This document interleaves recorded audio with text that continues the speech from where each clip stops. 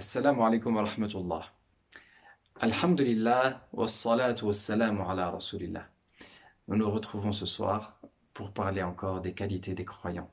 Et la qualité que nous évoquerons ce soir est la confiance. La confiance en Allah, Jalla Jalaluh.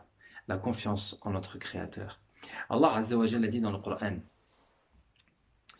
إنما المؤمنون الذين إذا ذكر الله وجلت قلوبهم وإذا تليت عليهم آياته زادتهم إيمانا وعلى ربهم يتوكلون.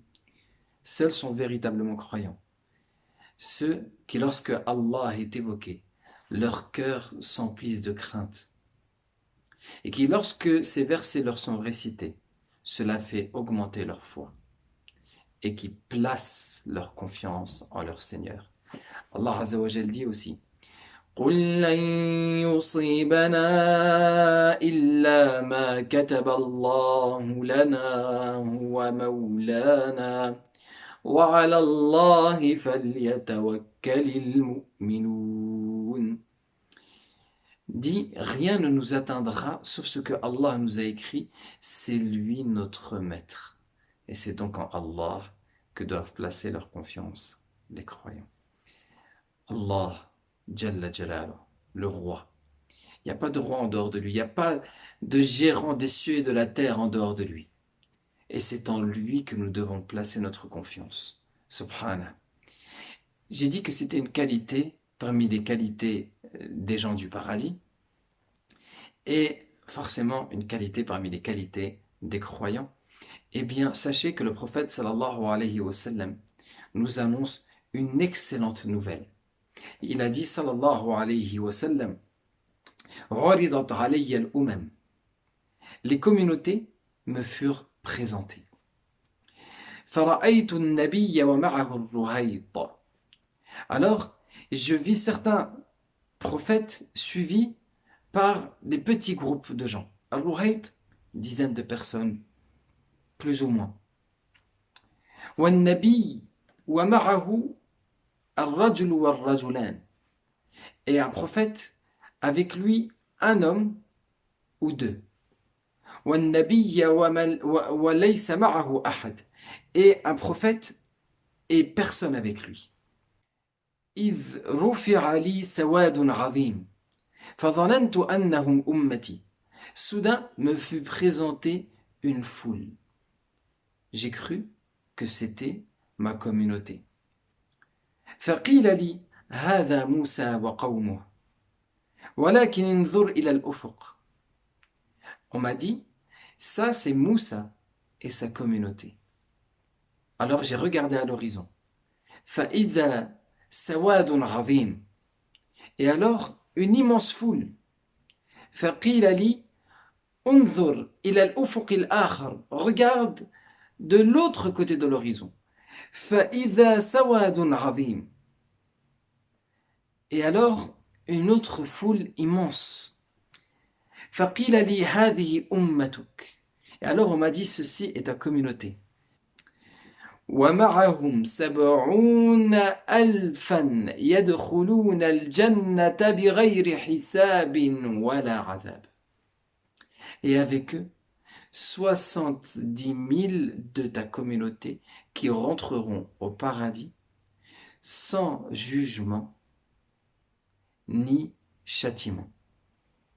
Allahu Akbar.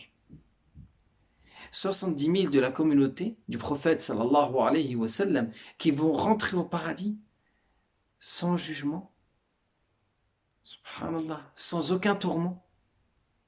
Allahu Akbar. Alors les compagnons, le prophète sallallahu alayhi wa sallam est reparti et les compagnons ont commencé à s'interroger. Parmi eux, il y en a qui se sont dit: ça doit être ceux qui sont nés dans l'islam et qui n'ont jamais idolâtré, qui n'ont jamais donné d'idole à Allah. D'autres ont dit: ça doit être les compagnons du prophète sallallahu alayhi wa sallam. Et les gens ont polémiqué entre eux. Puis le prophète sallallahu alayhi wa sallam est revenu parmi eux. Et il leur a demandé de quoi il parlait, puis il leur a dit: Hum alladhina la yarqun. ولا يسترقون ولا يتطيرون وعلى ربهم يتوكلون. Ce sont ceux qui ne pratiquent pas la ruqya, la yarqoun. Dans le sens, selon la majorité des savants, ça ne veut pas dire qu'ils ne font pas la ruqya, mais ça veut dire qu'ils ne font pas la ruqya d'une autre manière que simplement avec le Coran. وَلَا يَسْتَرْقُونَ, et qui ne demandent pas qu'on leur fasse ruqya. Et selon la majorité des savants, cela signifie qu'ils ne demandent pas qu'on leur fasse ruqya avec autre chose que le Coran. Car en effet, il est permis de pratiquer et de demander de faire la ruqya, et il n'y a pas de mal en cela, tant qu'on n'associe pas Allah Azza wa Jal dans la ruqya et dans la demande de ruqya. Mais là, on parle particulièrement de ceux qui vont rentrer au paradis sans jugement ni tourment. Wallahu ta'ala a'lam, ce qui est voulu par qui ne pratiquent pas la ruqya, qui ne demandent pas la ruqya, ce sont ceux qui ne demandent pas la pratique de ruqya par autre que le Coran et qui ne pratiquent pas la ruqya par autre chose que le Coran. Wala yatatayyarun, et qui ne croient pas en la mauvaise augure. Wa ala rabbihim yatawakkalun, et qui placent leur confiance en leur Seigneur. Wa hadhihi al-khulasa. Et tout est réuni dans cette dernière parole. Wa ala rabbihim yatawakkalun, et qui placent leur confiance en leur Seigneur. Dans un autre hadith, le prophète sallallahu alayhi wa sallam nous dit Yadkhulul jannata unas afidatuhum ka'afidati tayr. Le prophète sallallahu alayhi wa sallam nous a dit rentreront au paradis des gens dont les cœurs sont comme les cœurs des oiseaux. Alors qu'est-ce que cela signifie? Certains savants ont dit cela signifie qu'ils ont les cœurs sensibles. D'autres ont dit cela signifie qu'ils ont des cœurs qui placent leur confiance en Allah. Jalla Jalaluh. Qu'Allah Azza wa Jal nous permette de placer notre confiance en lui. Et vous savez, celui qui place sa confiance en Allah, Allah Jalla Jalaluhu lui suffit. Et Allah Azza wa Jal nous dit dans cette belle parole Alaysa Allahu bikafin abda. Allah ne suffit-il pas à son serviteur? Wallahi, il nous suffit, subhanahu wa ta'ala, il nous suffit. Alors plaçons notre confiance en lui, vivons en plaçant notre confiance en lui, faisons-lui confiance, subhanahu wa ta'ala, dans nos affaires de ce bas monde et de l'au-delà, et n'orientons pas nos cœurs vers autre que lui.